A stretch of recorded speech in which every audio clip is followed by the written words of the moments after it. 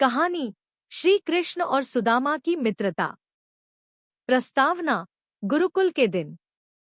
प्राचीन भारत में जब धर्म और सत्य की नींव पर समाज टिका हुआ था, एक छोटा सा आश्रम था जो हरे भरे जंगलों और सरिता के किनारे बसा था। यह था गुरु सांदीपनी का आश्रम, जहां दूर दूर से राजकुमार और साधारण बालक शिक्षा ग्रहण करने आते थे। इस आश्रम में दो बालक थे जिनकी मित्रता समय के साथ अमर हो गई, कृष्ण और सुदामा। कृष्ण, जिन्हें बाद में भगवान के रूप में पूजा गया, उस समय यदुवंशी राजकुमार थे। उनकी मुस्कान में एक अनोखा जादू था और उनकी बुद्धि और करुणा सभी को आकर्षित करती थी। दूसरी ओर सुदामा एक साधारण ब्राह्मण बालक था। उसका स्वभाव शांत, सरल और सात्विक था। वह धन दौलत से वंचित था, लेकिन उसका हृदय ज्ञान और भक्ति से भरा था। दोनों की मित्रता गुरुकुल में शुरू हुई, जहां वे एक साथ वेदशास्त्र पढ़ते, यज्ञ में भाग लेते और आश्रम के कार्यों में सहायता करते थे। सुदामा को कृष्ण की चंचलता और उनकी गहरी बातें बहुत पसंद थी। कृष्ण, जो सभी के साथ समान व्यवहार करते थे, सुदामा की सादगी और निश्चलता से प्रभावित थे। एक दिन जब गुरु की पत्नी ने दोनों को जंगल में लकड़ी लाने भेजा, तो उनकी मित्रता की नींव और मजबूत हुई। जंगल में अचानक मूसलाधार बारिश शुरू हो गई। दोनों ने एक पेड़ के नीचे शरण ली। सुदामा के पास कुछ भुने हुए चने थे, जो उसने अपनी माँ से लाए थे। भूख से व्याकुल कृष्ण ने जब सुदामा से कुछ खाने को मांगा, तो सुदामा ने पहले संकोच किया, क्योंकि उसे लगता था कि यह साधारण भोजन कृष्ण जैसे राजकुमार के लिए उपयुक्त नहीं है। लेकिन कृष्ण की हंसी और प्रेम भरी बातों ने सुदामा का संकोच तोड़ दिया। दोनों ने मिलकर चने खाए और हंसते बातें करते हुए बारिश के थमने का इंतजार किया। यह छोटी सी घटना दोनों के बीच एक गहरे रिश्ते की शुरुआत थी। कृष्ण को सुदामा की सादगी और निस्वार्थ भावना पसंद थी, और सुदामा को कृष्ण की उदारता और उनके साथ बिताए पल अमूल्य लगते थे। गुरुकुल की शिक्षा पूरी होने के बाद दोनों अलग अलग रास्तों पर चले गए। कृष्ण द्वारका के राजा बने और सुदामा अपने गांव लौटकर एक साधारण ब्राह्मण का जीवन जीने लगे। लेकिन उनकी मित्रता का बंधन समय और दूरी की सीमाओं से परे था। सुदामा का साधारण जीवन। सुदामा अपने गांव में एक छोटी सी कुटिया में रहते थे। उनकी पत्नी सुशीला एक धार्मिक और धैर्यवान महिला थी। सुदामा का जीवन अत्यंत सादगी भरा था। वह गांव वालों को वेदशास्त्र पढ़ाते, पूजा पाठ करते और जो कुछ दान में मिलता, उसी से परिवार का भरण पोषण करते। लेकिन समय के साथ उनकी आर्थिक स्थिति और खराब होती गई। सुशीला और उनके बच्चों को कई बार भूखे पेट सोना पड़ता। सुदामा कभी शिकायत नहीं करते थे, क्योंकि उनका विश्वास था कि ईश्वर की कृपा से सब ठीक हो जाएगा। लेकिन सुशीला का मन अपने बच्चों की हालत देखकर व्यथित रहता था। एक दिन जब घर में अनाज का एक दाना भी नहीं बचा था, सुशीला ने सुदामा से कहा, स्वामी, आपका मित्र कृष्ण अब द्वारका का राजा है। लोग कहते हैं कि वह बहुत दयालु और उदार है। क्यों न आप उनसे मिलने जाएं? शायद वह हमारी सहायता कर सकें। सुदामा ने पहले तो मना किया। उन्हें लगता था कि मित्रता के नाम पर कुछ मांगना ठीक नहीं। लेकिन सुशीला के बार बार आग्रह करने पर और बच्चों की भूखी आंखों को देखकर उनका मन पिघल गया। उन्होंने सोचा, मैं कृष्ण से कुछ नहीं मांगूंगा, बस अपने पुराने मित्र से मिलने जाऊंगा। सुदामा ने अपनी फटी पुरानी धोती पहनी और सुशीला से कुछ भुने हुए चने मांगे, जो वह अपने मित्र के लिए उपहार के रूप में ले जाना चाहते थे। सुशीला ने अपनी साड़ी के पल्लू में कुछ चने बांध दिए।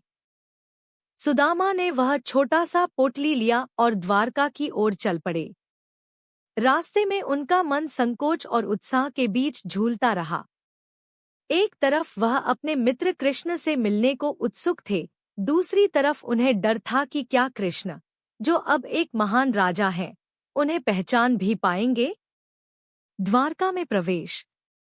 द्वारका, वह स्वर्ण नगरी जो समुद्र के किनारे बसी थी, उस समय भारत की सबसे समृद्ध और वैभवशाली नगरी थी। सोने चांदी से जड़े महल, रथों और घोड़ों की चहल-पहल और चारों ओर वैभव का दृश्य सुदामा के लिए बिल्कुल नया था। वह अपनी फटी धोती और साधारण चप्पलों में द्वारका के विशाल द्वार पर पहुंचे। द्वारपालों ने उन्हें देखकर पहले तो संदेह किया, लेकिन जब सुदामा ने कहा कि वह कृष्ण का पुराना मित्र है, तो उन्होंने अंदर सूचना भेजी। कृष्ण उस समय अपने राजमहल में सभा में बैठे थे। जब उन्हें पता चला कि सुदामा आए हैं, वह तुरंत उठ खड़े हुए। सभा में मौजूद लोग आश्चर्यचकित थे कि राजा इतनी जल्दी क्यों उठे। कृष्ण नंगे पांव दौड़ते हुए द्वार की ओर गए।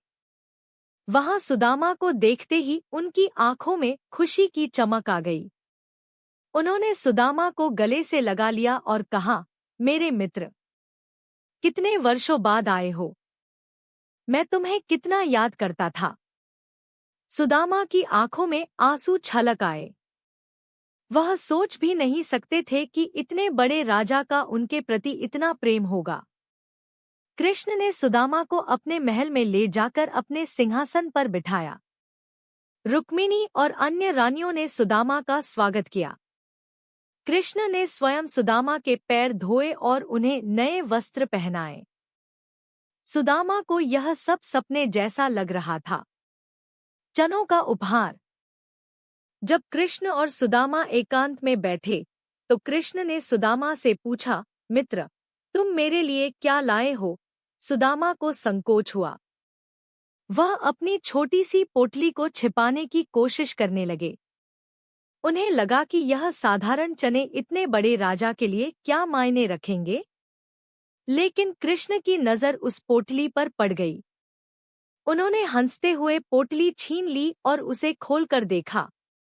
अरे, यह तो वही चने हैं जो हम गुरुकुल में साथ खाया करते थे। कृष्ण ने खुशी से एक मुट्ठी चने मुंह में डाले और बड़े चाव से खाने लगे। सुदामा की आंखों में आंसू थे। वह समझ गए कि कृष्ण वही पुराने मित्र हैं, जिनके लिए धन दौलत मायने नहीं रखती। कृष्ण ने सुदामा से उनके जीवन के बारे में पूछा, लेकिन सुदामा अपनी गरीबी की बात छिपाते रहे। वह नहीं चाहते थे कि उनकी मित्रता में कोई स्वार्थ आए। कृष्ण की कृपा। सुदामा कुछ दिन द्वारका में रहे। कृष्ण ने उनकी खूब सेवा की, लेकिन सुदामा ने कभी अपनी गरीबी का जिक्र नहीं किया। जब वह वापस लौटने लगे, तो कृष्ण ने उन्हें गले लगाकर विदा किया। सुदामा के मन में एक अजीब सी शांति थी, लेकिन साथ ही थोड़ा दुख भी था कि वह अपनी पत्नी और बच्चों के लिए कुछ नहीं मांग पाए।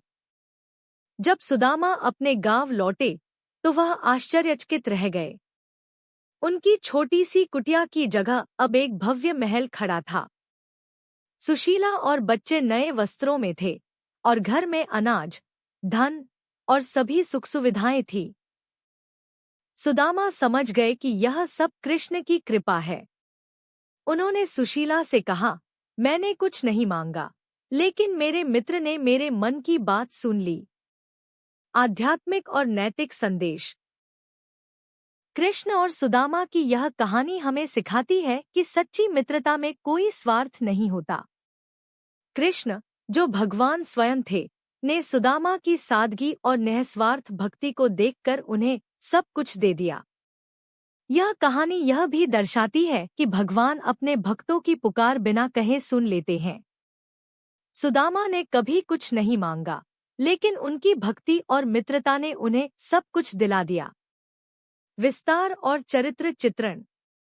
इस कहानी में कई पात्र हैं जो अपने आप में अनूठे हैं।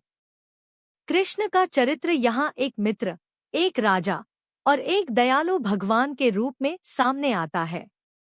वह सुदामा की सादगी को उतना ही सम्मान देते हैं जितना वह अपने राजसी वैभव को। सुदामा का चरित्र सादगी, संतोष और भक्ति का प्रतीक है। वह अपनी गरीबी को अपनी मित्रता पर हावी नहीं होने देता। सुशीला का चरित्र एक ऐसी पत्नी का है जो अपने परिवार के लिए चिंतित है, लेकिन अपने पति के मूल्यों का सम्मान करती है। सांस्कृतिक महत्व। भारत में यह कहानी हर घर में सुनाई जाती है। यह बच्चों को सिखाती है कि दोस्ती का आधार प्रेम और विश्वास होता है, न कि धन या शक्ति। यह कहानी भक्ति मार्ग को भी दर्शाती है, जिसमें भक्त बिना स्वार्थ के भगवान की शरण में जाता है और भगवान उसकी हर पुकार सुनते हैं। निष्कर्ष। कृष्ण और सुदामा की मित्रता की कहानी समय की सीमाओं को पार कर आज भी प्रासंगिक है। यह हमें सिखाती है कि सच्चा मित्र वही है जो हर परिस्थिति में साथ दे, और सच्ची भक्ति वही है जो निस्वार्थ हो। यह कहानी हमें प्रेरित करती है कि हम अपने रिश्तों में प्रेम, विश्वास और सादगी को महत्व दें।